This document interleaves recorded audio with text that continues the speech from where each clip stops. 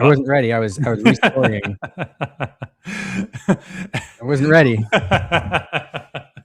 Again, as we say, we are professionals. It only gets better every week. This is the beauty of a live show. That's right. Yeah, multitasking, never good. Hey everyone. Hi, chat. See some folks here already hanging out. OG Viperack back. Brittany. Hey, good evening all. Hey, Andy. Thanks for being here. Thanks for supporting the show as well. And hi, Logan. How are you? I am wonderful. It was, when I tell you, like, I went from quite possibly the most stressful work week of my life into Set Champs first weekend. I mean, it's exactly what I needed. I, for the first time in a long time, took a nap on Sunday. And when I tell you, it was everything I'd ever hoped it would be. It was fantastic. It was exactly what I needed. That's awesome. Responding to the chat. No, I don't know. I never plan to take naps anymore, but like sometimes they just, as you suggest, they just happen to you. And it's like, oh man, I should do that more often. I don't know. I will now, like, I don't know that I'll make it a goal every Sunday to take a nap, but man, if it was not exactly what the doctor ordered, like my entire mood and demeanor changed. It was like only like 40 minutes, but oh my gosh, dude, like what it did for me, it was amazing. Yeah. I'm right there with you. Naps. I read, this is completely off topic, but I read somewhere an article a long time ago about somebody who apparently this is a thing that you can do where like you change your sleep schedule to where you sleep, like you break up your sleep throughout the day into like 45 minutes to an hour, just like a whole bunch of times throughout the day. And like you can, and that's I don't know, that's a thing. And I'm like, man, that would be awesome. So much time. I don't know where I was going with that, but like, I don't know. So I think I read about that in college. The problem was it sounded so unbelievably unrealistic for like modern life. It's like, it was obviously one of those things that was written by somebody who has incredibly way too much money and like nothing but time on their hands. So they had the availability to do those things. Yeah. Like one of those entrepreneur guys who were like, oh yeah, 7 easy tricks to squeeze every ounce of every day. Yeah, buy 20 of the same black shirt, so you never have to choose what to wear every single day. I mean, I do that. I'm so guilty of that, actually. And hey, it saves. I guess for most of my career, I wore a uniform every single day, and yeah, the amount of mental load it takes off getting to pick the same outfit every single day is great. I'm just saying, if anybody's ever seen me at an event or a DLC, you very likely have seen me in the exact same thing for the last 3 years. It's fair. But yeah, saves time, same energy. You don't have to think about it. You just pick it up and it works. Right. Yeah. I don't know. The first time, again, I wore uniform for years, and the first time when I went to grad school, and like first day of class, I had to like pick out what to wear for the first time in ages to a professional setting. I was like, oh no. I had to ask Aaron for help. I'm like, Aaron, what are the people wearing nowadays? What do normal people do in this situation? Yeah, like I don't quite know how to handle this, but so Easter weekend this weekend, how we were talking a little bit about the show, and you asked how my Easter was. I didn't ask how yours was, other than you kind of mentioned the nap, but how was your weekend? No, it was fantastic. Saturday, I was able to go to a set championships that was not an hour away from my house. Turns out there was a shop that was roughly 20 minutes away that was running a smaller event. I think we ended up having 12 people total. It was really great. I got to meet some people that I have not in Iowa before. The guy who was running the event knew me, even though I did not know him. So that was a weird surprise. I walked in and like he saw my name and he's like, "Oh yeah, Logan Taylor. Yeah, you're fine. Just go sit down." And I was like, I know you. Cool. But no, everybody was wonderful. Everybody played in Swiss was great. There was somebody there. It was their first Lorcana event ever. They had learned to play the game the night before with their friend who ended up beating me in the finals on Sapphire Steel. So I actually got to play his friend in Swiss too. He was playing Emerald Amethyst aggro, and I was like, my heart goes out to you, gentlemen. Oh my gosh. But no, wonderful people. Finals is great. He and I had like just a fantastic back and forth the whole time, just talking about the game, having a good time. He was saying that he had not won a playmat since the Ursula set champs, I believe, is what he was saying. A while ago. As we were going into game 3, he was actually shaking. I was like, this is a really good matchup for you. Like you would have to miss, or I would have to like do incredibly well and he ended up getting there in game 3. But it was a really good time. I've not been able to go to a physical event since Inc. So I don't know. It was really good to just go somewhere local and just interact with that portion of the community again. I'm gonna be honest. Like I was tired after the event, even though it was only like 7 rounds total, if that. But man, it was just kind of like what I needed to just bring energy back to my competitive nature before going into Brazil at the end of the month. So I think for the next couple of weekends, I'm going to try to make as many set champs possible, even though all of the other ones are exponentially farther away than this one was. Yeah. Well, I'm glad. It sounds fun. And I'm glad. Yeah, it was, I don't know. I didn't get to do set champs this weekend. They kind of crept up on me with Easter. And we were fully consumed with like holiday stuff. And the next weekend there's an Austin FC game in the middle of the day. And but I have to say that I always love when set champs roll around, whether they creep up on me or not. But there is this really, I don't know, even online, it's a completely different place when every weekend people are talking about set champs and what they're playing and posting pictures of their play mats, and there's this celebration. It just feels like the community kind of like rallies every set champs time period, and it's even though it's split up over the course of weekends, it's like a big community experience for folks, and I don't know, I like it a lot. No, it is. I mean, it's the time of the season where people genuinely bring out some of the most non-meta things ever. I mean, in the room I was in alone, we had Amber Ruby, we had Amber Emerald Dogs, we had 2 Sapphire Steels, we had Ruby Sapphire, 2 Amethyst Steels, Amber Steel,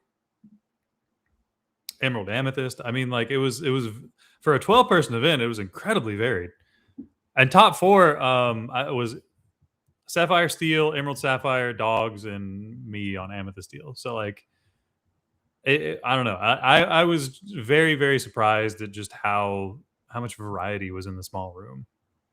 Yeah, no, that's awesome. And I do love that about set champs, talking about, because we talked about this in previous shows when we were ranking colors and talking about, what to play at set champs. The fact that unless you're like in South Florida and your set champs are like incredibly stacked, there may be exceptions here or there. You can bring pretty much almost anything you want to a set champs. And as long as I shouldn't say anything you want, you can pick almost any color combo right now. And if you tweak it right, get enough reps in and know what you're doing, you can win a promo card and make the top cut. You 100%. May not win the event because you're going to run into something, that's hyper tech, but you can take almost anything and win a promo if that's your goal, which is pretty exciting. So. And like, I don't know, I'm going to be honest, like just kind of being a little, I'm trying to search for the word. They should. I missed the second place playmat. I'm just gonna be honest. So yeah. Playing everybody in top 8 making the same prizing as everybody 2nd to 8th makes the same prizing. Really just playing for the mat. I think it hurts some people's just ideas for traveling as much, because for people like me, who's a nerd, like I try to get a playmat every set champs, and I have lived in areas where like the competition's just stacked, to be honest, and it's hard sometimes to just consistently get there. I've gotten to the finals on like 4 separate occasions and just not been able to get a mat. So like it happens. I don't think I got I didn't get a Maleficent mat. I didn't get a Hero Harama mat. I didn't get a Mirabelle mat. So I'm hoping I get a Tinkerbell one, because I genuinely want it. The artwork is fantastic. The card itself is, I mean, just incredibly pretty. Oh, I love that. Now I'm jealous. Now I'm jealous. It's probably one of my favorite set champs promos they've ever done. No, I mean, as far as artwork, I absolutely love it. Yeah, hold on. Let me do this. Boom. There we go. There it is. Yeah, that's gorgeous. Oh yeah, like I think as far as artwork, they picked one that was fantastic. They did really, really well for the set champs. Like there've been a couple like Mirabelle, where I just don't really ever see myself playing this card ever, but I have one. Yeah, like that feels good. I don't know. I also just like I pulled out all of my promos just to like reminisce, and there's a moment where I was going back and thinking about the old Rockstar Stitch. Yep. And I was like, man, this was back in the heyday with just everything was the Wild West, because this was Into the Inklands format, I believe, still, yeah? It was, yeah. So, I mean, it was just complete Wild West. I brought Amber Steel to 3 different events, and 2 of them was able to get 1 Stitch. But, I mean, like, man, it feels like just so many memories are wrapped up in all these promo cards. So when I put the Tinkerbell one in its sleeve and put it in the stack, I don't know. There's a piece of me that almost got sad just thinking of how much time has passed and how different things are from back in the day. I don't know. There's some things I miss, and we've obviously improved in a lot of ways, but we're only where we are because of how things started. Yeah. Yeah, and set champs too. Like this is a little bit of history, but set champs came together really quickly. I am not sure, but it didn't seem like it was that they were planning on it terribly far in advance. And then all of a sudden, set champs were announced. We were in them pretty quickly. The cards were produced, and it's a big sustain. Like, yeah, you pointed out, and people in the chat pointed out, Scott saying, also everybody misses the playmat. So there are places where, people want to see some things improved, but overall, like the idea of set champs, the execution, the fact that they're on multiple weekends, the different prizing, it's all really good. And I think we've come a long way. So yeah, back in the good old days of 2.5 years ago. But like, dude, I remember being at work and looking at like chapter 1 cards on the app on my phone, just theory crafting about decks and theory crafting about, man, this would work, or maybe this would be cool. And then I ended up playing Ruby Amethyst anyway, because it was just really good.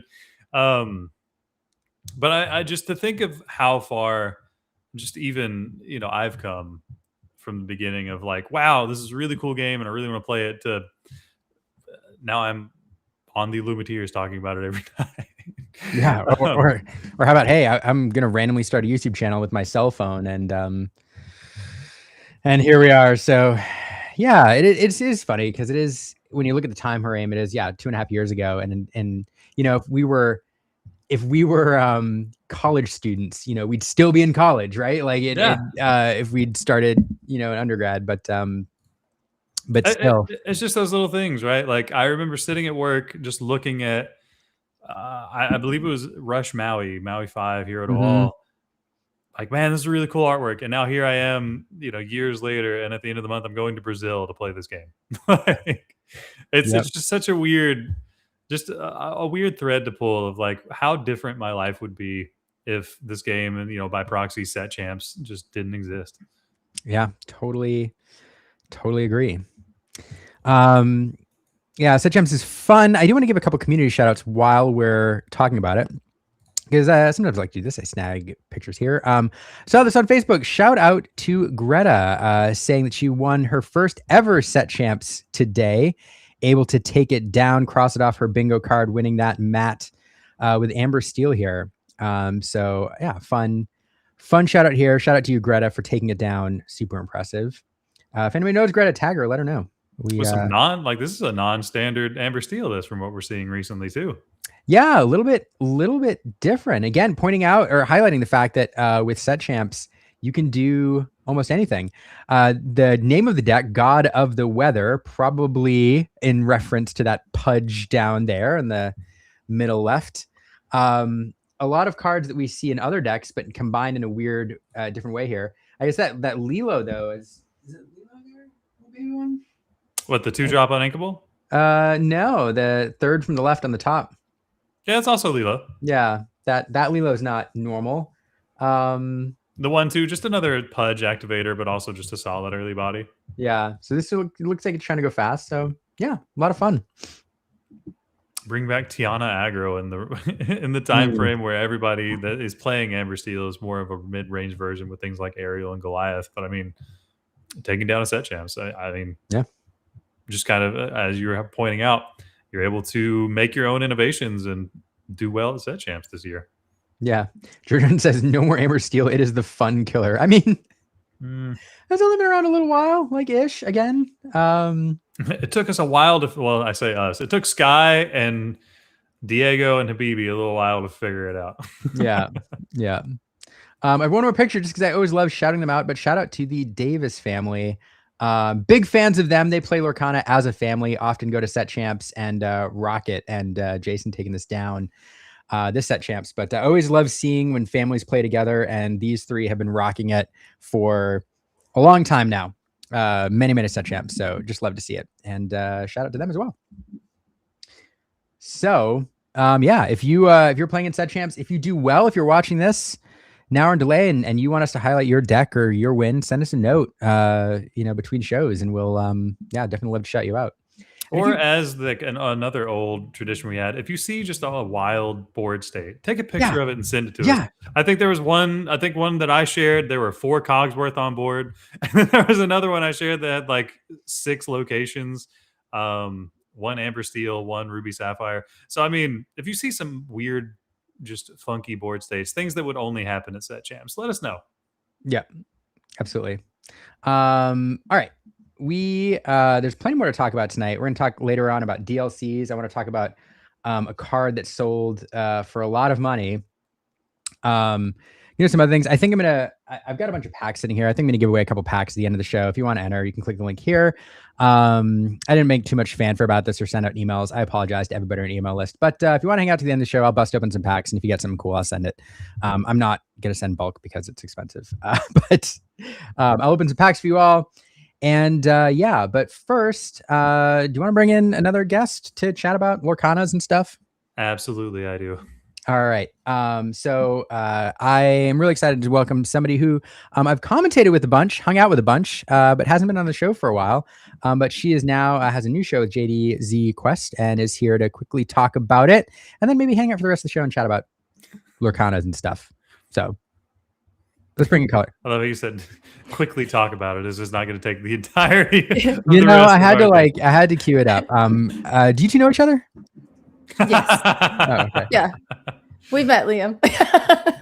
Only a little. I just want to make sure I'm really bad about doing that intro thing. So I just want to make sure that we've super ultra we've met. Anyway, so What's up? How are you guys doing? I'm losing my voice, so I sound pretty cool. You're doing a lot nowadays. You're on shows and doing different stuff and commentating, and you're everywhere. That's what happens when she streams and doesn't take care of her voice like she's supposed to. That's crazy. I don't know how to do that. But also allergies, pollen, spring.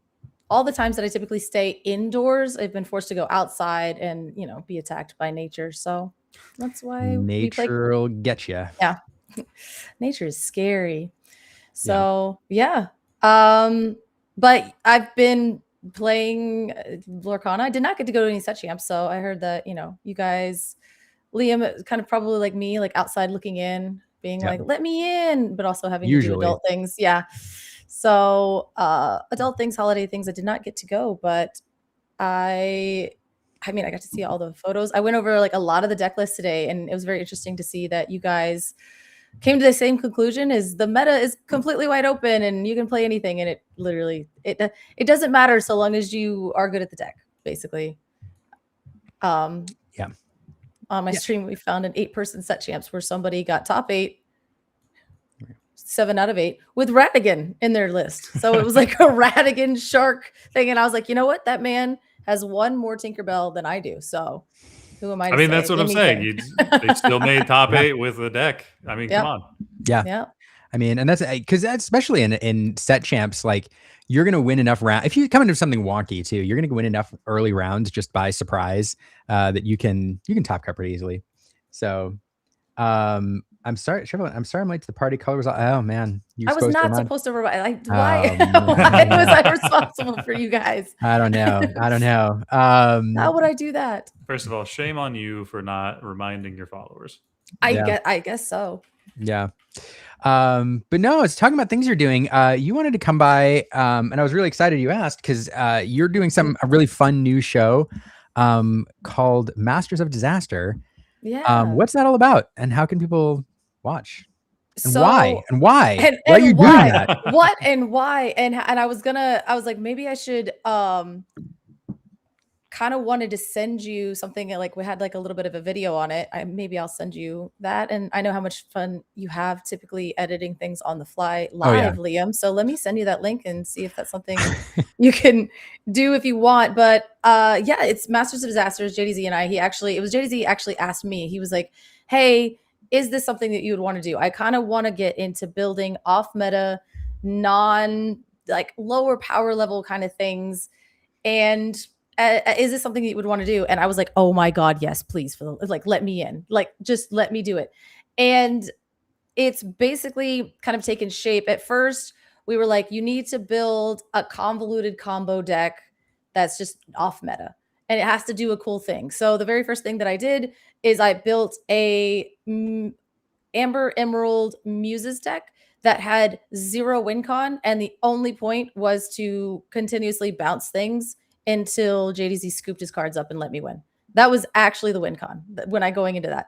And it's kind of an interesting thing because we will build these decks and the only meta that we have is each other. So we did that. He built a Cogsworth Dr. Facilier rush deck that he just rushed in the 1-drop Cogsworth over and over again with Imperial Proclamation. You know what I'm talking? So he would rush in Imperial Proclamation. It would take out that because he challenged it, he get -1 on his next character. Because Dr. Facilier was out, Cogsworth would be banished and put back into his hand. So then he would just attack like 30 times in a row. And then he had Sumerian Talisman to where every time something of his was banished in a challenge, he got to draw a card.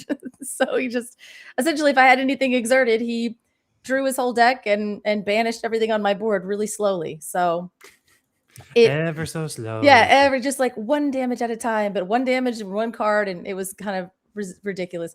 And that particular game, I quested with Fred, the Floodborn Fred, where when you quest, you can look at the top card of your deck. If it's a Floodborn, you put it in your hand. If it's not, then whatever. You basically look at the top card of your deck until you find a Floodborn, and then you shuffle your deck.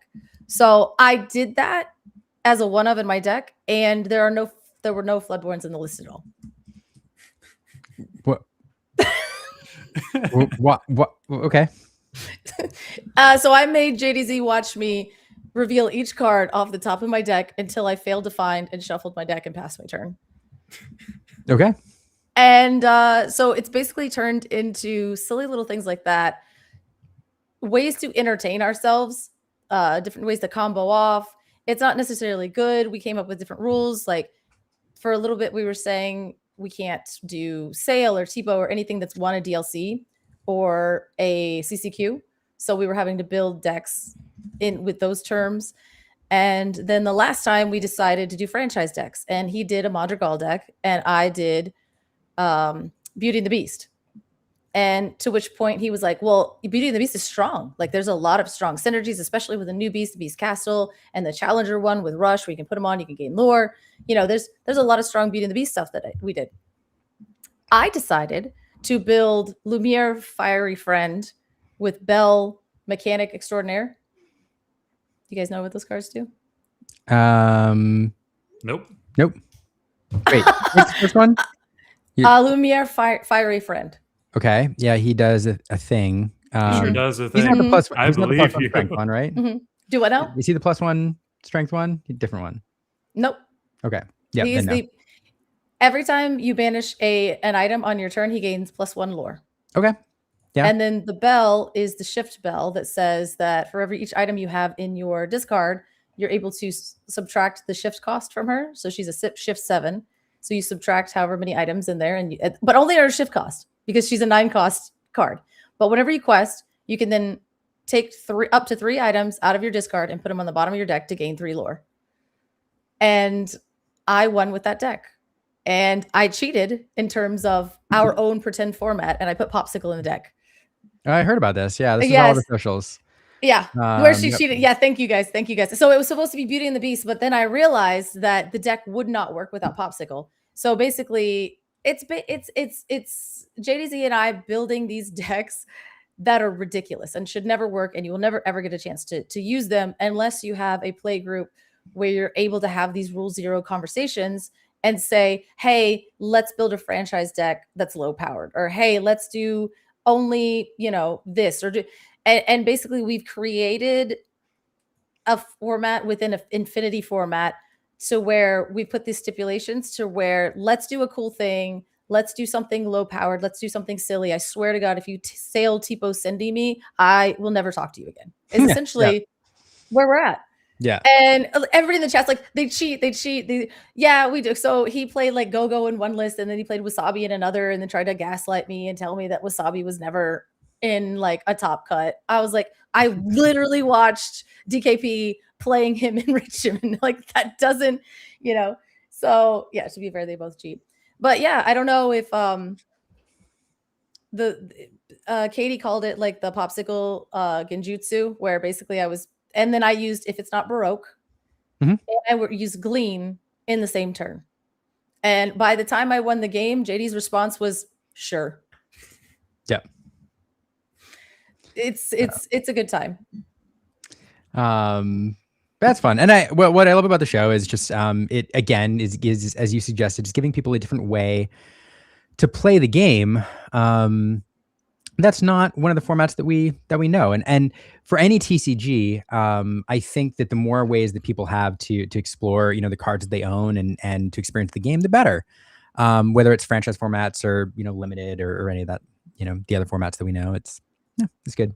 It's good. So what you're doing is good for the game. I kind of love it. Kind of love it. Sorry, this is what happens when you send me something to play and now I'm multitasking and trying to talk at the same time. It's really bad. It's really bad. Logan, I know how much you love alternate formats. Like, do you have any questions about it? Since it's like really your wheelhouse is alternate formats. It really is. People look at me and they're just like, man, that's a guy who gets into anything but core constructed. That's a guy who spends so much time. Yeah. I see him at every DLC doing the limited tables. Cough, cough.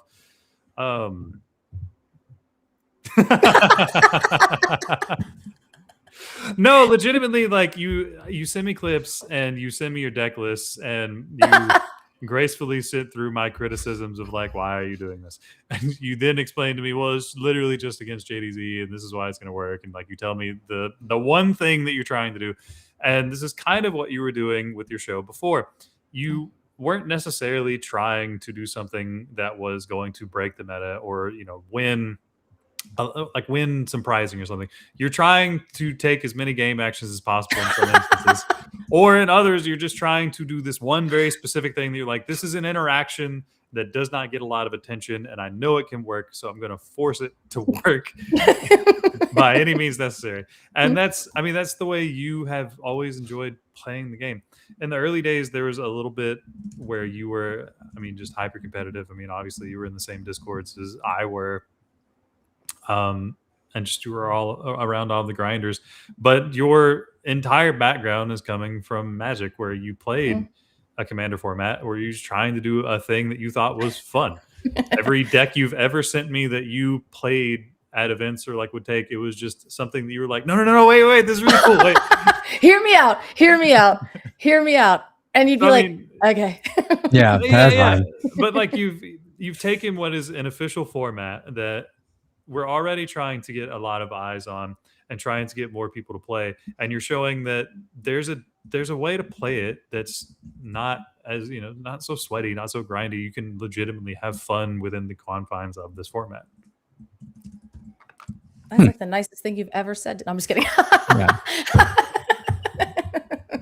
Oh yeah. No, I mean, I think it's, if only people knew the amount of time I've sat down and had it's to like, do wait. Or you'll send me a deck list and be like, what am I trying to do? And I'm just like, that is actually my favorite thing in the entire world, is to send somebody that is extremely hyper competitive, that the only thing they see is core competitive and a golden Mickey in their future, and basically just be like, what am I trying to do? And you're like, there's no Floodborne in this. What are you doing? She sent me the list with the thread and I was like, why? Did you realize there were no Floodborne in this? Yeah. I was like, do you know that? She's like, that's my plan, actually. And I was like, why would you do that? Gaslight him. Gaslight him into quitting. And then she pulled it off. She did the thing and like flipped over. I think it was like 40 cards or something to show JDC that there was no Floodborns in the list. And then I was like, failed to find, and then just picked up my deck. He's like, oh my God. Because like, that's not something that we say, I think, in Disney Lorcana. Like, failed to find is not like a, like, because it's an optional thing. And usually we just, you're like, oh, we whiffed, or like Ariel or something like that. So he was like, failed to find? What the? I was like, because you can fail to find like different mechanics and it kind of gives you an advantage, you know, in other games. But in Lorcana, there's not really. There's no payoff to failing to find in Lorcana. Yeah, like what? You like what? Absolutely, just give up the advantage that you were trying to get by playing the card. Pretty much. RMB stumbling into a conversation about failing to find and Floodborne, and this is exactly where RMB deserves to be. It's really random. The last time I discussed failed to find, this is taking me way back. The last time I discussed failing to find in Disney Lorcana was way back in the Floodborne meta, when people were using Bibbidi to bounce their own cards. And then there was this whole discussion, because your hand's a hidden zone, even though you bounce a card back to your hand that then you could redeploy with Bibbidi. Oh yeah. Because your opponent doesn't know what's in your hand, it's a hidden zone, you can fail to find that card in your hand, even though you know it's there. And so use the Bibbidi as like a bounce advantage. Card. Right. Yeah. So that makes sense. Yeah. Like, oh, okay, failed to find. And then you're like, okay, I'm sick. I'm going to ink this card. And like, you just like, what? I failed to find.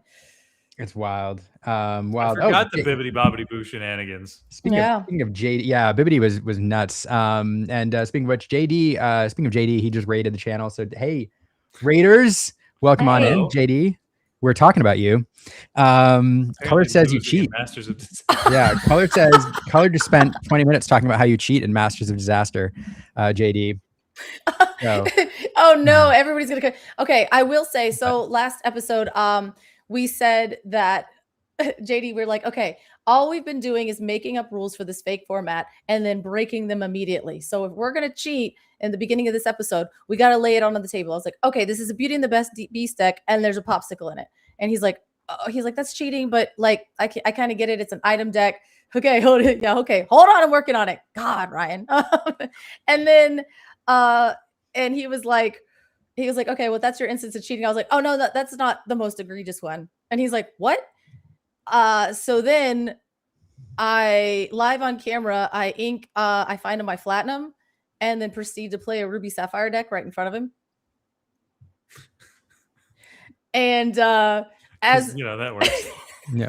And he's like, it really messed him up. And then basically I was like, okay, so what we do on the show, we play our first match blind. So we kind of know basically what we're doing, and we play our Yeah. Welcome to Masters of Disaster, where everything's made up and the rules don't matter. Thank you. Exactly what it is. And says the one that brought a wasabi. See, there's history here. Oh man. And we're getting unhinged. And then I think he so quickly. That's basically that's what the show is about. And so I proceeded to play this game and just get thoroughly thrashed. But what we usually do is we play a set, talk about our decks, show the deck list, kind of talk about our ideas, and then we do the bad word in this game, and we basically sideboard or change our decks around or move things around. And really all we're doing is teching for each other. That's really all. There was like, we'll just like, oh, you have too many evasives. Let me go grab like a ink runner, but it just kind of like gives us a chance to where we have these decks and we can change them around. And again, we're working in this like vacuum meta, so where we can work around with it.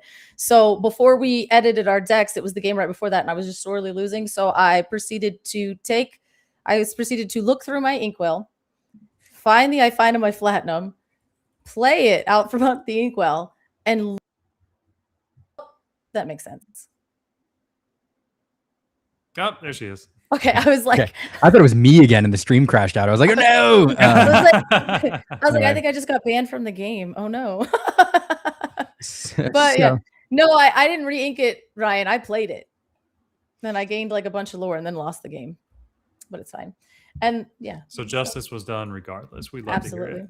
Yeah. So the show is just, it's for fun. We found some really strong lines. I will say Habibi came onto the Habibi was a guest, and so was Fumbles at one point, because a lot of times JDZ's traveling, so I'll grab guests. And Habibi played a Lilo and Stitch deck and absolutely beat me into the dirt. And then afterwards we reviewed the list and found out that most of the cards are post-rotation cards. So after sitting there and kind of doing some like looking at the deck, we were like, if there was maybe 4 slots where we could slot them out, and this would be a very, very powerful deck post-meta, post-rotation. So I'm actually now very terrified of the Lilo and Stitch cards. Very, very scared. Well, we saw a fun one with Pudge win a set champs here. So it's good stuff. I do like, I love Masters of Disaster. Thanks for stopping by, JD, if you're still here, and Raiders for visiting, and thanks, Color, for I don't know, reminding me how amazing it is, because I catch it when I can. And everybody else should too, because it's a disaster, a beautiful disaster. But nevertheless, and the chat shouting it out too. But I do want to shift topics a little bit. And I was trying to come up with a good segue, and I've got none. Wait, speaking of potentially meta, no, I got nothing. I got nothing in the segue. But I do want to talk a little bit about a bunch of stuff we could talk about, but I want to start by talking about Indy. I want to start about talking about Indy because tickets went on sale today. I forgot about it completely until I was out for a break at about 11:45 my time, realized that the tickets went on sale 45 minutes ago. Somebody posted a link, and I clicked on it, and I bought an attendee ticket. Actually, no, I'm sorry. I bought a competitor badge about 45 minutes after the site went live. And I was like, oh, this is interesting. This is a new experience for me when it comes to buying badges for DLCs. And it mirrors, I think, what we saw with Dortmund, where for the first time, it seemed like ticket sales for DLCs were a little bit slower. And to me, that's interesting. I know a lot of people, we've talked about this. This is not a new topic. People have talked about this for weeks now. The fact that it's Infinity, it's the first Infinity DLC. Potentially, people aren't as excited about Infinity, and perhaps that's why ticket sales are slower. But now we kind of have a data point on the North American side that, yeah, ticket sales seem to be slower. I have thoughts. What are your thoughts? It looks like it did sell out. I mean, so it did sell out, it looks like. It did sell out. Kurt gave us that confirmation earlier, like later in the day. I legitimately did not think that much was going to change from like just a ticket buying perspective, because it being the last North American DLC, I was just under the assumption people want to play the game regardless. So like, if you're not in there in the first 45 seconds to a minute like normal, like you're just out of luck. You're not, it's going to be extremely hard to get a ticket like normal. But then, like you were saying, we're getting reports from people, some of my friends, like 45 minutes, an hour later, they were able to get a competitor badge. So I think that just kind of drastically shows what the community perspective is on playing Infinity in a actual serious competitive format right now. I think the general consensus right now in Infinity is that if you're not playing Sapphire, or you're not playing a very aggressive like Amber Steel strategy, it's going to be like a combo deck that you have to survive long enough until you just kind of get your 1 turn 20 lore combo off. And some people are just kind of jaded by that idea. I don't know that that's the entire format. Admittedly, I'm still in core constructed mindset because mindset. Yeah, like I still have a very big event in the winter spell meta coming up, so I haven't been able to completely focus on Infinity. But the guys in Maelstrom that have had like Monday night, we ran a community night. Sailor, Kurt, R&B, Humble, they were all running decks and just talking about what they might play. And they were all just kind of seeing what's powerful right now. And while there's a lot that's opened up, especially with the Hiram ban again, I don't know. I think it's very, very polarizing on what side of the spectrum you're on, of whether or not you really want to play it or you don't. Yeah. I don't know. So some people in the chat saying that it's sold out in somebody's saying, Liam, you sweet summer child, where'd it go? You sweet summer child that sold out in 2 minutes. You got a refund or release ticket. Maybe. I mean, maybe I was just lucky. I was about to say, I bought an attendee ticket on my PC and I was in line on my phone. And by the time I had checked out on my PC, I looked down and tried to buy a ticket on my phone, just for the fun of it, just to kind of check, and they were gone. Okay, so they did sell fairly quickly, is what you're saying. But I think because people were doing what I was doing, which was like, okay, I have one on my PC, and they were also holding them as well, because you could get an attendee and you could get a competitor badge on your same account. So a lot of people were just holding them, and then they were being released back into the wild, essentially, as they were like not as needed. So that's fair. Georgian is actually in the chat echoing exactly what you're saying, that it did not sell out. People double queued and it was up for an hour. Yeah. So interesting. Somebody else saying, Delise, it's sold out in 5 minutes for a competitor badge. It didn't show it. Interesting. So I think everybody got in, grabbed their badges, grabbed what they want, communicated through all the billions of channels and things that we were all in. Everybody kind of got what they needed, and then as they got released, then people were able to kind of jump back on randomly and kind of getting them in waves. So yeah. R&B saying it didn't sell out until around 12:50. I'm assuming that's Eastern time. So yeah. So probably about 45-50 minutes. So I mean, here's the thing. So the good news is, I mean, it's still sold out. I mean, there's plenty of TCGs that would give anything to sell out a 2,000 person event in like under an hour. So it's still absolutely wild, and strong demand for the game. On the other hand, it does feel as if, demand is a little bit softer for this DLC, and I assume Dortmund sold out by now. Has anybody checked on that? Yes, Dortmund has sold out. Okay, cool. Yeah, there's no way that wasn't going to, but it took a while. But the thing is, like, we talk about it as if I think people try to talk about it as if it's like a good or a bad thing, but I fully support. And I think it is a good idea to hold a DLC in Infinity.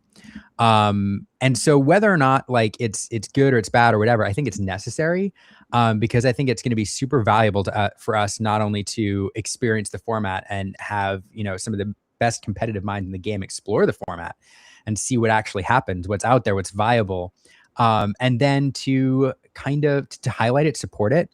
I think it's a good thing. Of course, like everybody else, I wish we had,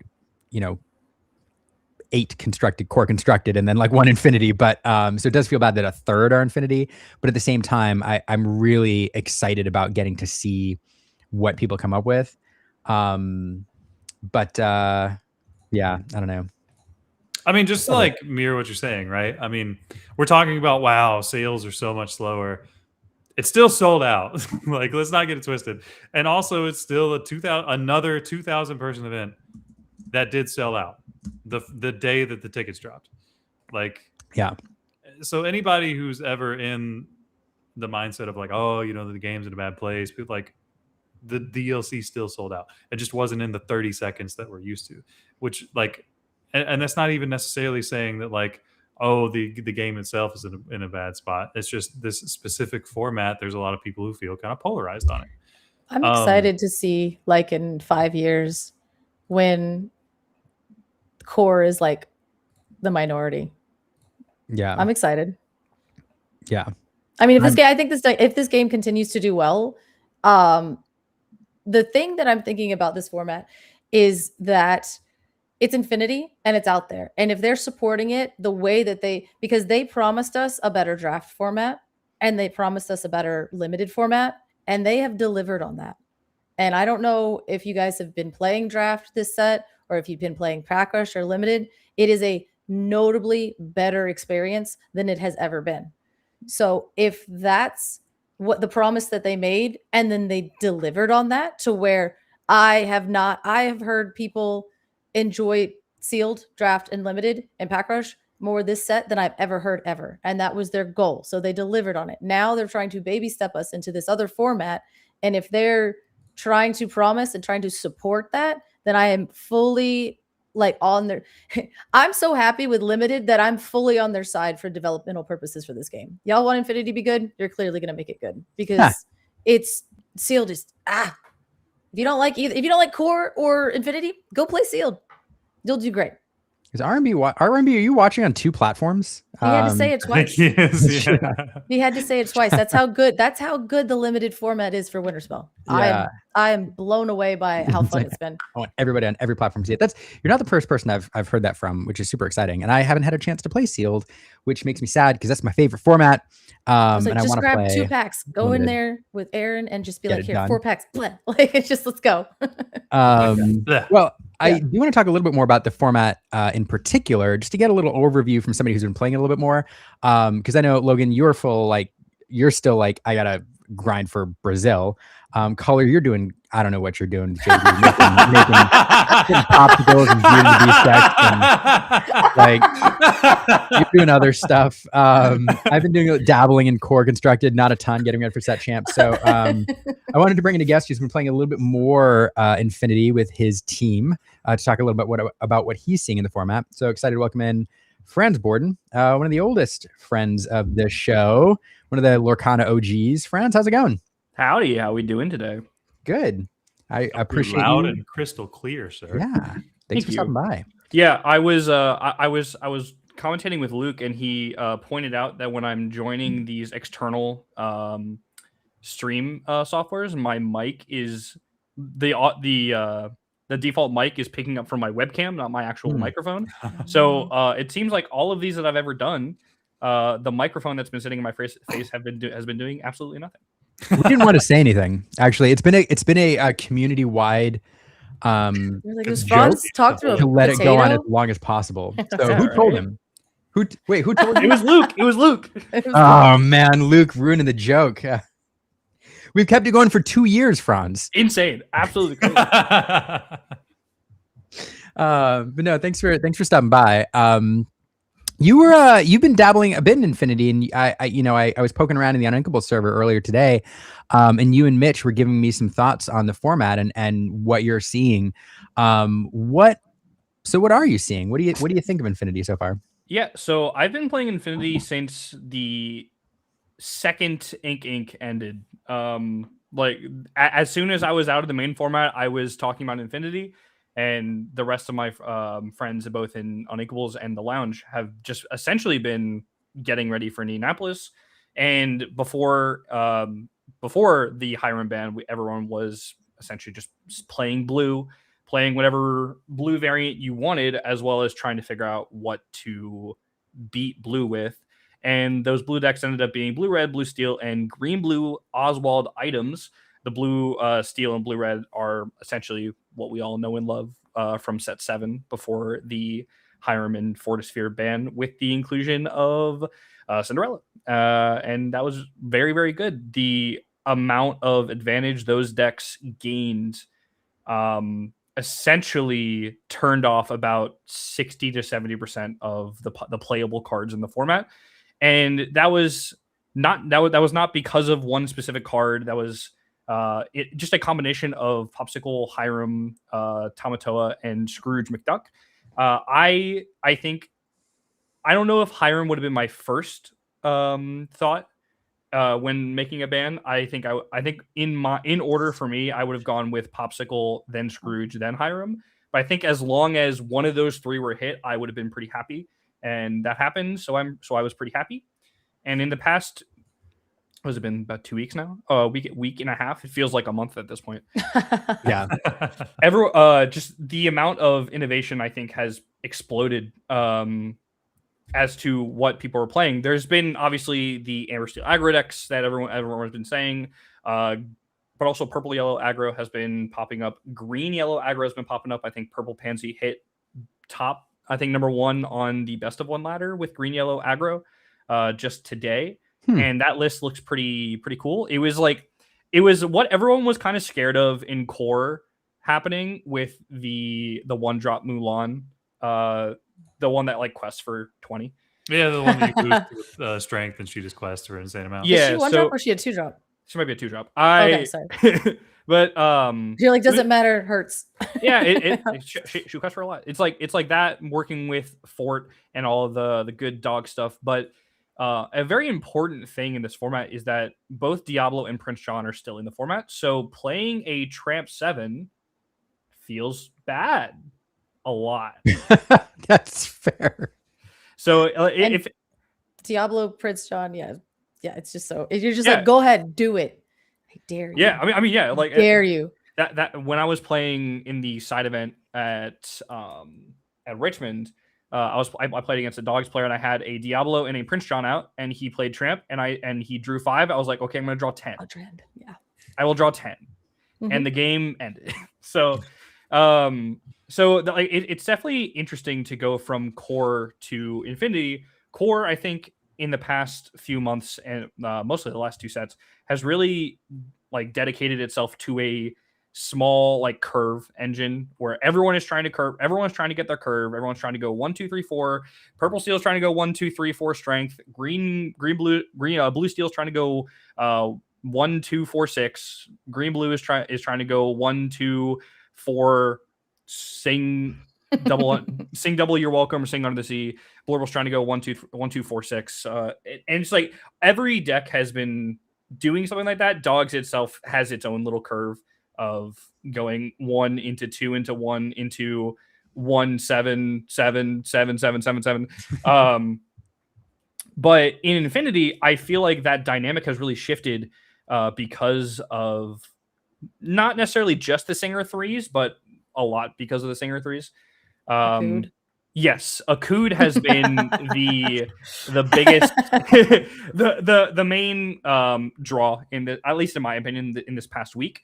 There have been 5, 6, 7 different decks that have popped up out of just figuring out the best ways to use Akud. So Liam, do you remember early on in Lorcana when you would match up into Amber Steel, and they played and they were going first. And they played a Cinderella on turn 1. Yeah. And you didn't have a 1/3. Yep. What would you do? Cry. You just ink your 1-drop and pass. Ink pass, right? You don't want to give a target to the because you can't get that uninkable out of their hand with the Storm John. Yeah, because if Storm is in their hand and you play a 1-drop and they storm your 1-drop, that is such a loss of tempo that it felt like the game was almost over right away. Now, what if I told you you couldn't do that anymore? Because if you do, and they just Akud out an aerial 4-drop, uses, it's even worse. It's even worse. The power level is so high. So it's so high. The typical fork that we had early on is just no longer exists with Amber Steel.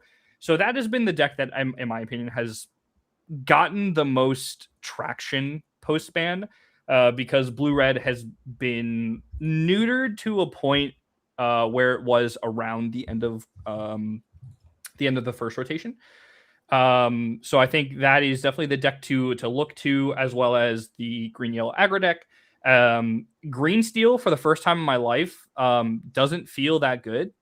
Like we have Diablo, we have Prince John, but it just feels too slow. It feels too quote unquote might say fair. Like it kind of feels like people. It kind of feels like when you were trying to sleeve up Purple Steel last set in core, where it felt like, yeah, you were doing your thing and you were doing it really cool. Like you were passing on turn 1, you were playing Ursula 2-drop, Ursula 3-drop, and then Prince John into Sudden Chill, double Sudden Chill. Fantastic, right? It wins a lot of games. It just doesn't anymore. If you're passing on turn 1, or even if you have Diablo half the time against Amber Steel, it's just not good. Because what if they just go Akud into Naveen into Zeus or Storm on your Diablo? Whoa, it's tough. But I think Green Yellow has come up a little bit more with their own ability to Akud out a potential Muses on turn 2, and that helps fight the Amber Steel. And all of this is not even mentioning that Monstro combo is also in this format, and that can be purple yellow. That could also play Akud. So you can get Monstro combo on like turn 5 right now. Yeah. Maybe even earlier if your hand is just if you've built your hand to do it. I know it's great. One day We Know the Way is going to get banned for Monstro. I have had legitimate conversations about that card potentially being an issue. I've had so many conversations about what cards specifically could be issues. Akud being one of them, Muses being one of them, We Know the Way being one of them. But like all of that, and every day it feels like I see a new deck that people are excited about. This format is very much not solved. It's not going to be solved for a while, and it doesn't even feel like it doesn't feel like a large percentage of the American the NA player base who this is their next DLC. This is like the quote unquote best opportunity to get a qualification to Continentals for a large percentage of North Americans. And it just feels like a lot of people are not exploring the format as much as possible, because every time I'm online, it feels like I'm playing against the same people. I'm playing Purple Pansy 5 times a day, and he is beating me up. I'm beating him up with some Diablos and Under the Seas and Muses, and then it just feels like in the next like few days, everyone is on the next thing that they really want to try. So I can't remember a time in Lorcana where it feels like there's so much power in so many different possible decks. I know that I'm talking to Dan from Forbidden Mountain in this next week or so, and we're going over essentially just like 3 decks that use the Muses differently. Like the Muses in all 3 of those decks performs different tasks, not just like, oh yeah, this Muse is going to bounce a 2 strength back to your opponent's hand. Like it just does and performs different things. That's really cool. I was actually going over a Muses, and God, I hate the Muses is first thing. It takes sense. I was actually talking in my stream today about one of the decks that we built for Master Disaster, and the very first thing I did was bust out Muses and go, I'm Infinity now. What can I do with this? Okay, this is how I could win the game. This is how I will stall the game out until JDZ scoops up some cards and never talks to me again. And that was like something that I could do within those deck building confines, was like, and that was me goofing off, trying to see how many dirtily actions that I could take with Muses. That wasn't me trying to win the game. So the fact that like you have these people, and especially now when these DLCs, like you were saying, not a lot of people are focused on them, but when they do, when we get all of these professional players and like everybody else kind of in here and looking at it, especially with Wilds Unknown coming out and being spoiled in like a week or like 2 weeks, maybe? Is it a week? We're going to start getting Wilds Unknown spoilers, and that's going to be part of your Infinity DLC meta, are those cards. Yeah. So every card that you see in Wilds Unknown that gets spoiled, you had better be evaluating it in terms of how it fits into Infinity. And if you don't know how to do that, you're very behind. Yeah, it feels like it feels like an arms race a little bit, and it feels like a lot of people just are not catching up or keeping up when they definitely should. This format has so many capable decks already, and like I said, the firepower is so crazy. The people who are going to have the most games, know the most matchups, know the most cards, are going to be the majority of the top cut in Indianapolis. Yeah, and I think that's but again, you guys were talking about it earlier. It's like I think that's where people find their home and having these multiple formats, because there are going to be people that cannot stand that. They do not want to think about the last 3 years worth of cards when they're trying to play their turn, because they'd rather just sit in core and have that. And the deck building is fresh and everything moves. And it's like, rotation, low power level, and it creeps up, and then it's like this. But Infinity is just going to kind of like all the way through as cards get added to the card pool. So you're going to find your home. But right now, if you bought a ticket to Indy and you want to win a golden Mickey, I was gonna say, Liam, Liam already knows all the cards. I was like, he's already got all of them memorized. He's fine. Now, you've already stumped him with like 3 or 4 at the beginning. That is true. You know what this card does? And he's, I don't know. Masters of Disaster is wild. Yeah. Lumiere's fiery friend. Make it work, Franz. I did. I'm just kidding. Liam, what would you be surprised if I told you that there was a vanilla card from, I think, the most recent set of Core that is seemingly insane in Infinity and almost nowhere in Core? Is it Might Solve a Mystery? No, vanilla. No. Vanilla. It's almost a vanilla. It has, isn't an evasive. Is it? It's French vanilla. It has one word on it. Challenger. Support? No, it's Ward. It's Ward. Word? Oh well, yeah, okay, and yeah. That's Ward important. is nuts. It's important. Scuttle? Nope. No. What set? This set. This past set. Oh. And is it Splatter Phoenix? No. Is that the Darkwing Duck? Yeah, she's got Underdog. Or are you talking about no. I'm talking about the 4/1. The 4/1. Oh yeah, that card is nasty. The 2-drop. Yeah. It's the 4/1 Darkwing Duck. Yeah. That card is crazy. It starts to make sense why, right? Because like I said, this Ember Steel, Green Yellow, there's a lot of targeted actions happening very fast, very early in Infinity. So anytime you can put a thing on board that can't be targeted, Liam, it's gotten to a point where I've explored Green Steel, cutting Diablo, and playing Webby Shift package instead of Diablo. I've considered that. I've played it. I've tested games into it. Well, I mean, so like this is oddly enough, like kind of what happened to me when I played in one of the Infinity events in Ink. I played Emerald Amethyst discard because I was like, oh well, the last set, it was just incredibly powerful. But I was just catching strays, dude, because everybody's trying to handle anything that's like an early aggressive, like under the, they're trying to handle dogs early. They're trying to handle Amber Steel early and just take out all those fingers. So just by proxy, Diablo just never really got to survive for more than a turn or two. And when the whole linchpin, like super powerful broken thing of your deck is just kind of like what you were saying, Franz, just kind of feeling fair.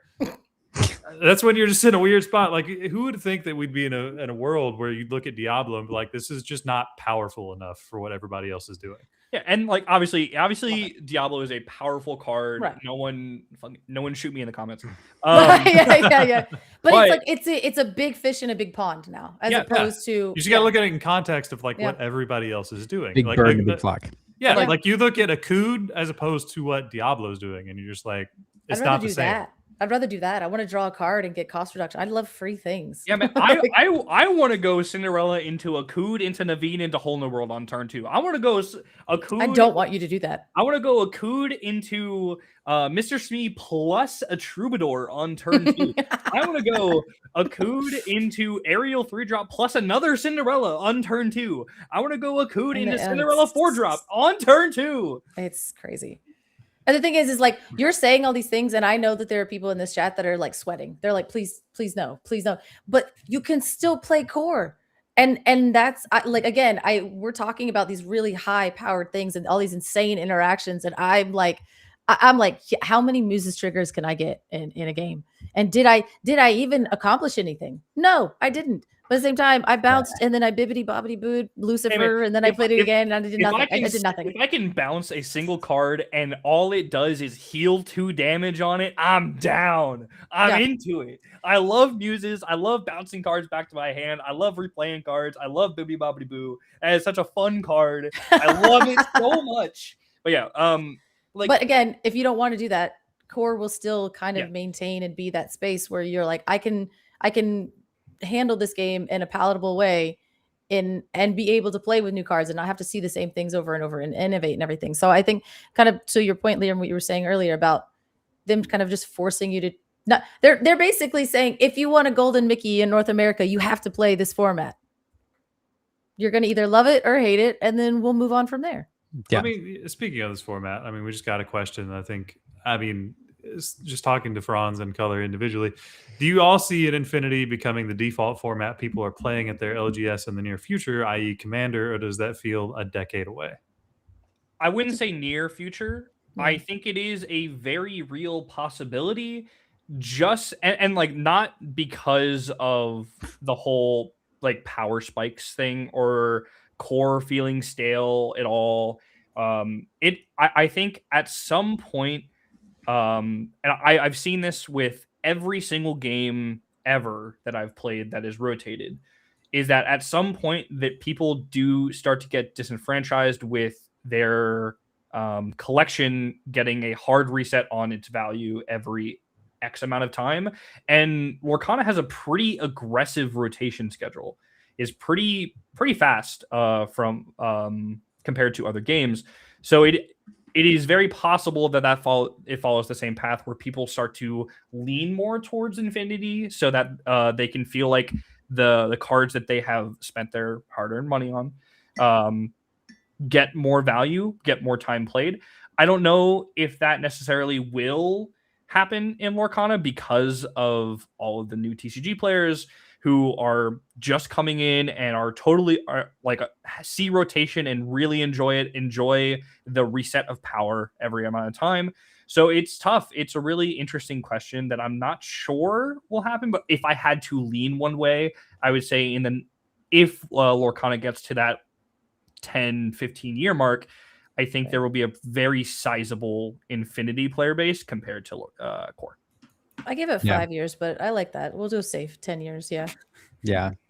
A lot of thoughts in the chat. A lot of good thoughts from folks. Some people saying Infinity has a hard time because people have to know older cards, and Lorcana has a lot of new players, people coming in and out of the game. Brendan saying it really depends on if they provide support or Infinity or Core. Where the prize support is where people will play, basically. Treblein saying it's a way to break up the monotony of Core and to keep things fresh, give you alternate ways to play the game. And Paul saying, and this is a fair point, I think, is it really fair to compare it to MTG Commander? No, it is not. That's a good point. It's not a fair comparison because Commander is a more casual format where Commander is more like Masters of Disaster where you're just trying to do stuff. It would be compared to like Modern in Magic. Exactly.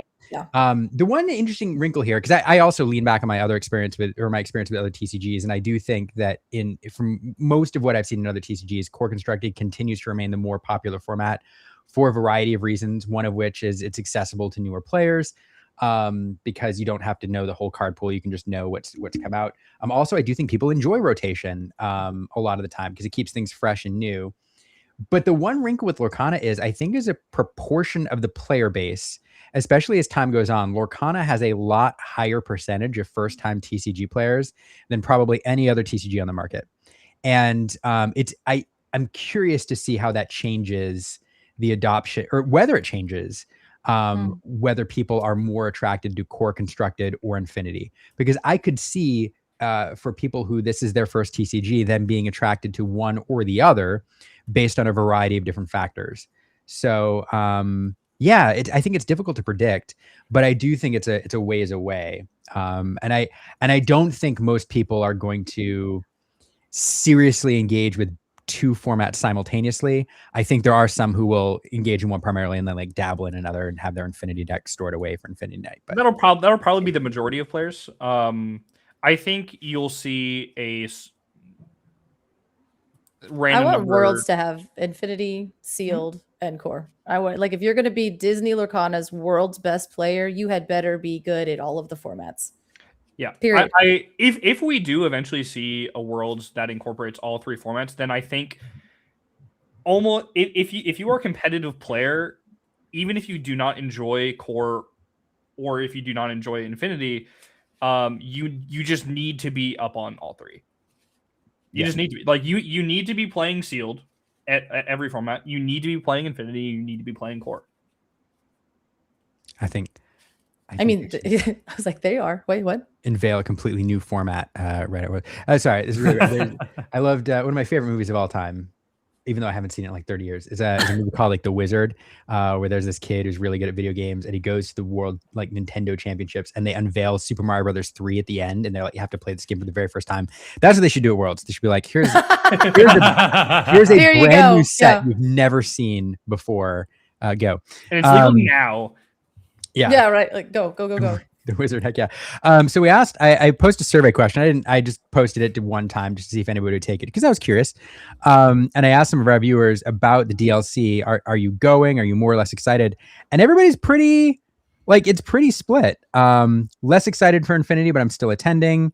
Couple people saying they're more excited to attend because of Infinity. Some people don't care. But the viewer experience is what I was interested in too, because 10 people responded to the survey. One coming in right now at the last second saying I'm less excited to watch because it's Infinity.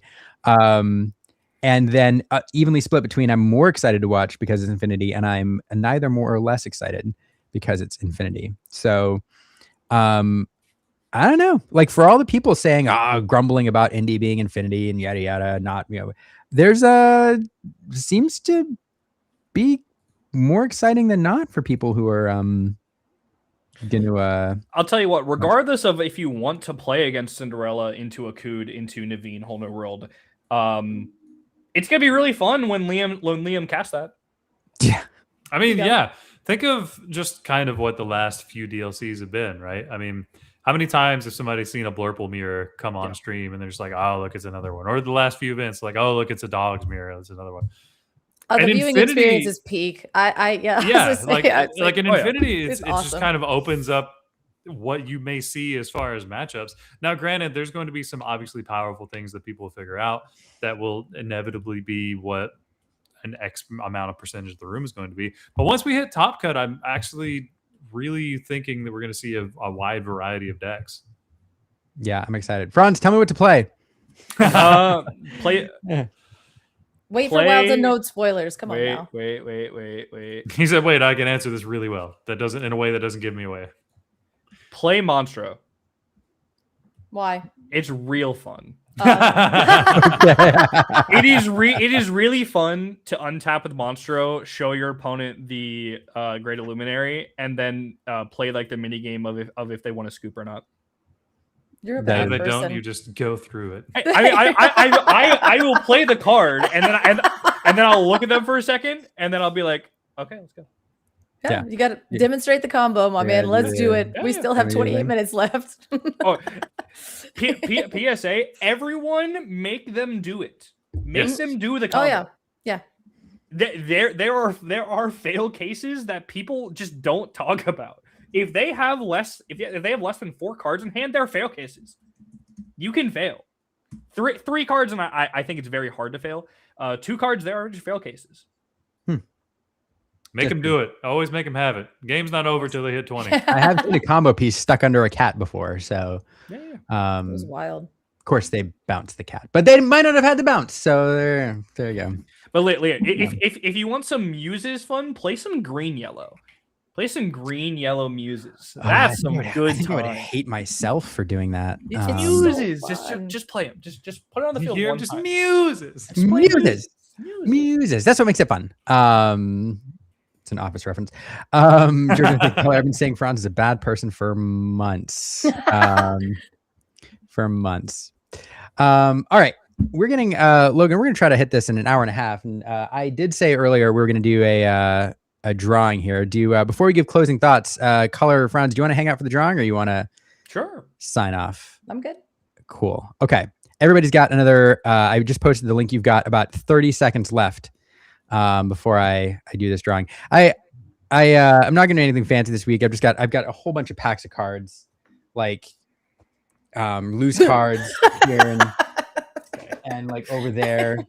Katie would have had these open ages ago. I'm sure, but I'm gonna I'm gonna open some packs. And the last time I decided, full disclosure, the last time I decided to randomly open a pack on camera, it was some random stream I was doing, and I opened an enchanted Surfer Stitch from set 1. So nice. they're enchanted in these jokers.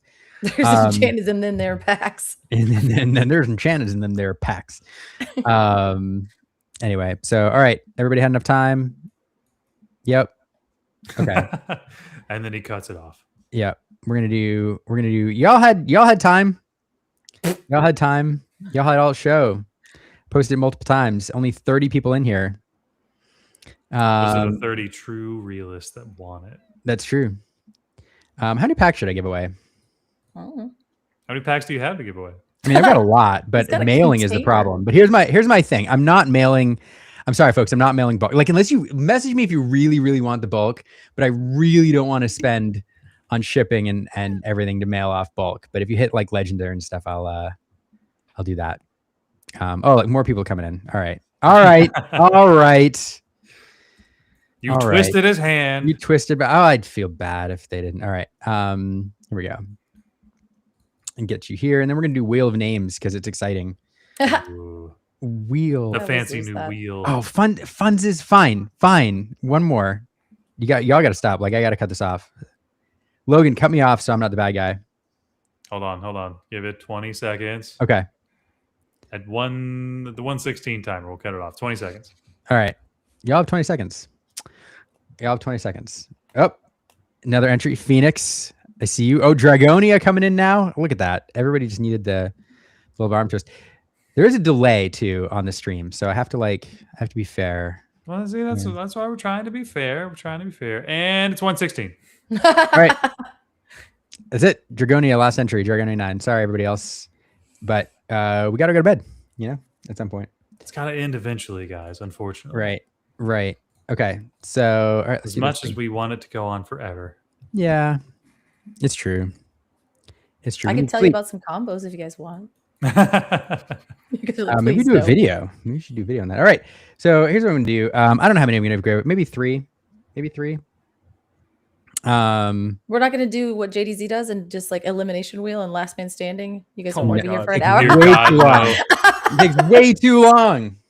Fine. Way too long. Wheel of fun. Here we go. Wheel of fun. Wheel of spun. It goes round and round. Ooh. Dognormus. Number 1. Dognormus is always in the chat, and it's funny. Dognormus only appears when we talk about dogs. As soon as somebody mentions Tramp or something else, like Dognormus appears. It's the weirdest thing. All right, I'm gonna do 3 unless somebody convinces me. Why is his name so big? I don't know. Because he's bald and he's proud. Fairy Queen Tank and Cobat almost got it. I know. Brendan H808. All right, I gotta remember who these are. All right, Dognormus. I'm gonna write these on Berlioz. Where's this separate spreadsheet, Liam? Come on, we're supposed to be professionals. Dognormus. I need like a stream assist. Oh, there's Dognormus. He's in chat. Brendan H. All right, let's do another. Wheel of fun. Everybody loves Wheel of Fun. It goes round and round. Oh. Mosep. The Diet Coke Invitational almost won. I know. Kirby Stewart here in the chat. I think that's what I'm gonna do for now. I want to spin more, but like I'm gonna open the packs real quick because it's fun. And one more time. Just like one more time. You want one more? Speaking of, Brendan H808 is also in chat. We have Dognormus and Brendan H808. It's like one. I was trying so hard. Oh, snap. Not the Diet Coke Invitational. Yes. Nice. I have this thing on lock. I've watched JDZ do it so many times. I was like, just spin it one more time. I promise. All right. Mosep also here. Diet Coke Invitational immediately freaking out. Kirby. All right. All right. I don't know where we're going to do packs. I don't have the new packs open. All right. Those are all opened. I've got older packs. So sorry. So there's no fabled here. But there is first chapter on this wheel. So holy crap. I know. I'm being super generous. So I'm going to start with Dognormus. You're getting.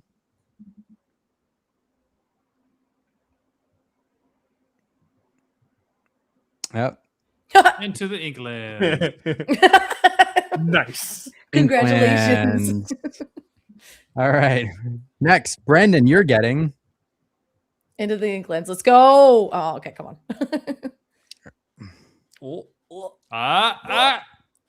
Almost failed there. All right, unless I for some reason miscounted and don't actually have it there, in which case I don't know. Rain. Range far. I don't know what do you like. What would you want to hit on this wheel other than first chapter?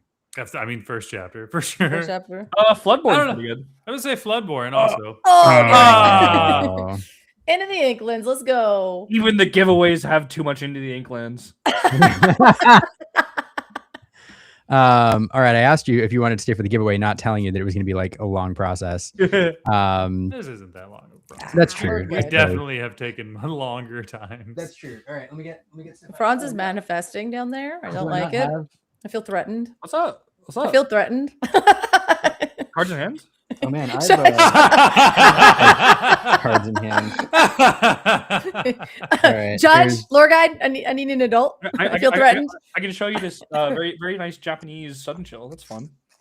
Cold foil, or is it? Is it cold foil? Yes, indeed. Ooh, cold foil. Okay. Did I just say I had our slows? There we go. There we go. Yeah. You did say. If you can't tell that it's foil, it's probably cold foil. Yeah, that's true.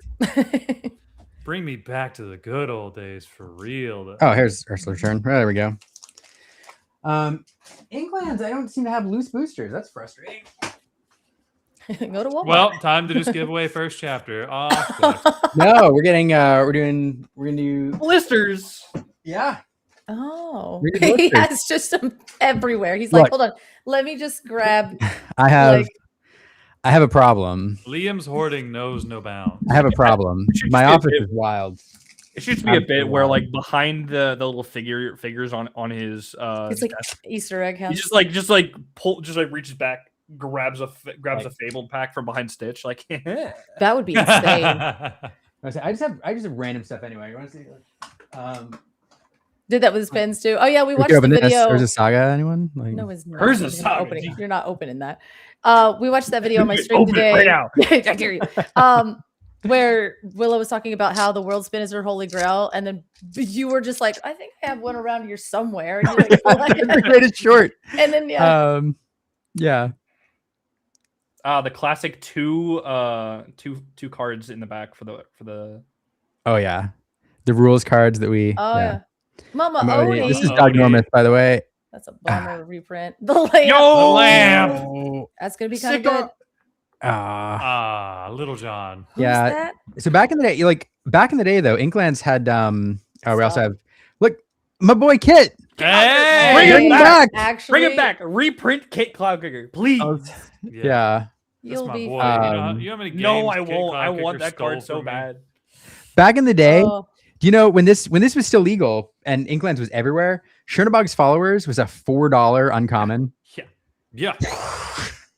Yeah, I remember I lost one and had to get one before a tournament, and I was like, "I'm sorry, what'd you just say to me? Like, yeah, did you just curse at me? That's crazy." Does anyone need some starter decks? Oh yeah, Franz, you went and bought like a bajillion starter decks. Yeah, so my LGS had a Black Friday deal for the Inkland starter decks that came out to $1 per starter deck. Yeah, I wanted all of your puppies. I have them. I still got. They're right here. Send them, man. I need them. I don't know for what, but this I don't know why I need them, but I do. This is Kirby's. This is a Die Quick Invitational. Last time I moved the stuff to the front, but I actually saw them, so I'm just gonna flip through these because it's fun to revisit Inklands. Cirrus. Yeah. Cleansing Rain. Aaron loves that art. Never. Sumerian Talisman. Very good card. That's shift click count. That's why we don't say it on stream. That's why we don't say it on stream. Everybody forgets. Everybody forgets me. Mr. Cloud Kicker is where what we call him. Oh, jeez, Bronze. Who needs some puppies? Hey, Ariel. Oh, Webby. Webby. Not good, Webby. How dare you? This is like 1/3 of the puppy decks that I have. That's you have a problem, sir. I bought three boxes worth of starter decks, as in three based off of the 1 pack per starter deck. I said what I said. And I pulled 0 Ursula and 0 Robin Hood. I was very upset. Oof. All right. Here's a Ranger Jafar pack for Mosap. And again, if you guys really want these, let me know. If they're just bulk to you, like I'd rather not. But I'm more than happy to send the cards if you really want what I pulled. Charlotte LeBouf. Yeah, these are more recent, so they're less fun to look back on. How dare you? A lot of miscuts of this one. How dare you talk ill of Brutus like that? Does anybody know what Charlotte's name is? Her nickname in the movie is? Buttercup, butter. Well, not what her dad calls her. Oh.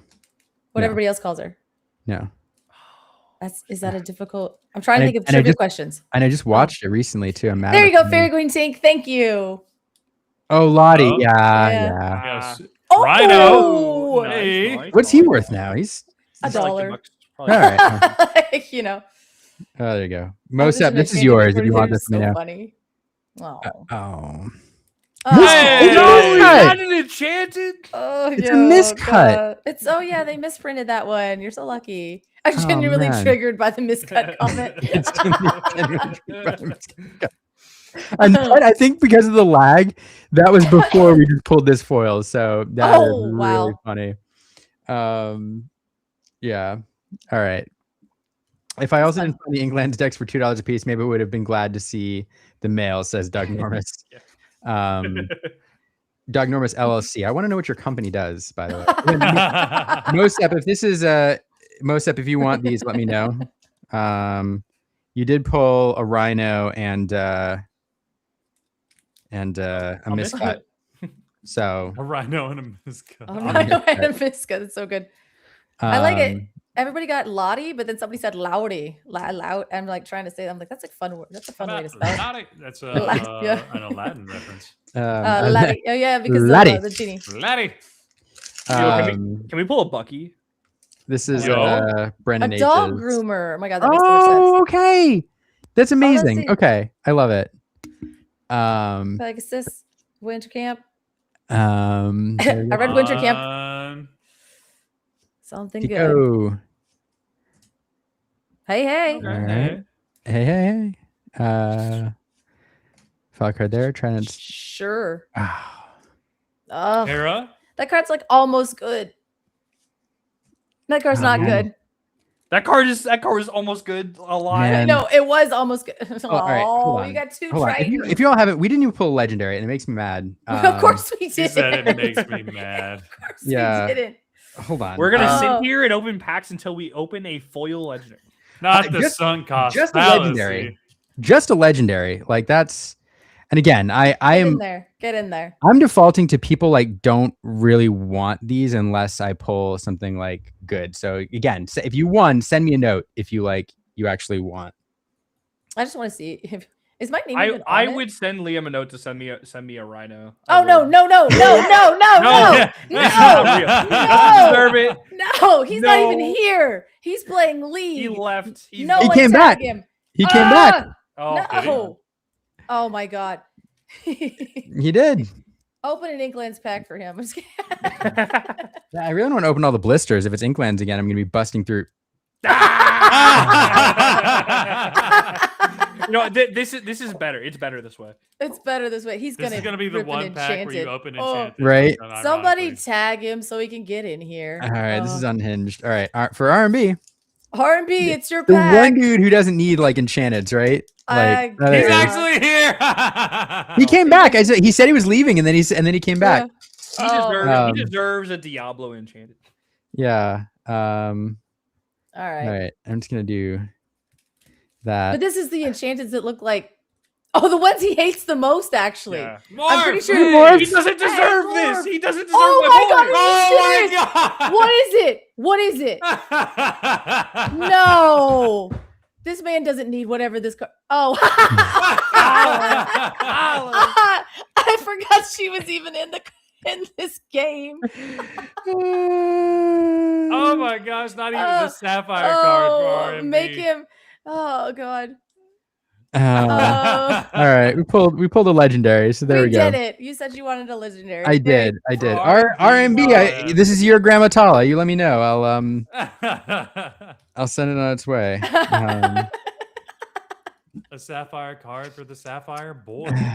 I was gonna say I was glad because I'm pretty sure I have not heard RMB complain more about an Enchanted other than the ones from England. So like I specifically remember his take on the Enchanted. So I was really hoping that you would open one, but man, keep mine to the next DLC. That full move right at the top price. Hey, it sounds good. This is the there you go. All right. This is the foil that I won on Limiters. All right. Man, I wish I all right, small giveaway. I hope that was fun. I wish I hit people more good stuff, but double it and give it to the next person. Get it on out of here. Double it and give it to the next person. I don't think that's how that works. All right. We do have to go. But I want to open one more pack because I have the itch. All right, last one. You know it's gonna be disappointing. We had our high. Grandma Talent was the ceiling. Just make it a first chapter. Okay, Jeremy Knapp. Ooh, yeah. Wait, what? We spun a wheel, I guess. Oh, sorry, I spun a wheel. Hold on. Oh. Yeah, my bad. I spun a wheel, and it was this. Jeremy Knapp. Jeremy, let's go. All right, I'm giving you all. He just default gets a first chapter pack. That's crazy. Yep. We want to see a first chapter pack be open. Mm-hmm. Yeah, and we're gonna do the whole pack. All right, which are we doing Mickey? Or are we doing Ursula? Are we doing? Oh, it's Maleficent every time. Okay. Yeah. Great. I agree. Mirrored. All right. Jeremy Knapp is here. They're here. All right, Jeremy. Straight up. Oh, these are different. These are difficult to open. I remember first chapter packs being significantly more difficult. Back in my day. It's all locked up. Might be just is it our arthritis trying to get the old packs out? You're like, this didn't used to be so hard. When I broke my back laying on the concrete of Indianapolis. They're so old. All right, we're just gonna look because like this flashback. I played that in Sealed the other day, and the amazing Goofy. It's a Goofy card. Hey. Is this like when this character creates me add their strength to another chosen character strength this turn, right? That's the reprint, right? Yes. Yeah. Freeze. Sure. Vicious this betrayal. pack feels like a vicious betrayal. Yo, Blue Steel starter deck stable. Yeah, right. I love the art on this card. I wish it was better. Every time I play this in multiplayer, people have an aneurysm. I love Reflection. There we go. Look at her. She used to be good. We could shift her onto the other one. All right. Oh, I wanted this card to work so I know. Bad. I've never seen R&B dump more time into a card. Super rare. Oh, that's Ariel. No, it's the Queen. Oh, I was looking at the wrong one. Oh man. No. The Queen, I mean, she's well, did she see some play? I don't know. Yeah, she did. Yes. She was our only in set one. That one in Ruby Amethyst. That one Ruby and Meta. Hey. Okay, well, hold on. We played that for a long time. Yeah, cold foil. All right, Nap. Let me know if you want these. I'll send these off. All right. Okay, that's it. I gotta stop. All right. Braden says cube staple. Now I have trash in my office to pick up. Nah, that's unfortunate. All right. All right. Before we sign off, hey, Color Franz, thanks for stopping by. Franz, where can people follow you, and what do you got coming up? You can follow me on Trevor's Tavern at Twitter, where I talk about things that usually make people mad. And then I also play in the lounge on Discord a lot. So if you're in there, come stop by. My next event is probably just going to be Indianapolis if I don't make it to any of the CCQs out west. Excellent. And you're going to train me. All right. For Indy. Thanks for stopping by. Color, we already mentioned it, but remind people if they missed the earlier show, where can people follow you, what you're doing, and where can people follow Masters of Disaster? I am doing the most. I'll actually be streaming tomorrow, and we'll be building Mulan franchise deck to beat JDZ's Aladdin franchise deck that we will be playing on JDZ stream on Thursday. So I am Colors Law on literally everything. So Twitch is where I'll be building it. I will be dual streaming to YouTube because I'm fancy now. So Colors Law on Twitch, Instagram, YouTube, except for Blue Sky. That's literally it. Like if you look at me anywhere else except for that, that's probably I'm there. So help me beat JDZ with Mulan tomorrow if you want to stop by the stream because I need help. And everything's uninkable. Everything is uninkable within the rules, right? Playing purely by the rules. Nothing. I egregiously cheated last time. No, we're pulling up to his house and we're beating him up with pillows, disorienting him, and then No, I gotta not cheat this time because I think I piled up some really bad karma points from the last one, so I gotta be cool. Maybe. Chat. Maybe. All right. Sorry, I multitask is really bad. Logan, what did we miss? Did we miss anything? I don't think we missed anything. Set Champ season is upon us. So if you're trying to win the Tinkerbell playmat, go out there and give it a shot. Go to your local LGSs, see what they have going on, see what their schedule is. And as we talked about at the beginning of the show, you can realistically bring anything this set if you want to win a promo card. I mean, it's pretty wide open. And if you're just trying to have fun, this is a good way to do it. It's what I needed after a stressful work week to kind of reset. So I encourage everybody to do it. I'm definitely going to more. Can try to bring home a playmat before the end of season. And yeah, kind of like what we mirrored last week. We were kind of in a weird spot, lull for Lorcana for a little bit, just because we didn't have a lot of events going on. But between the big third-party events and now Set Champ season, it feels like everybody's on fire and just playing the game again. Yeah, it does feel pretty good. I can't say any better than that. Thanks everyone for hanging out with us this week. Thank you guests for being here like a good chunk of the show. Thanks Logan for being my emotional support Lorcana player on Monday night once again.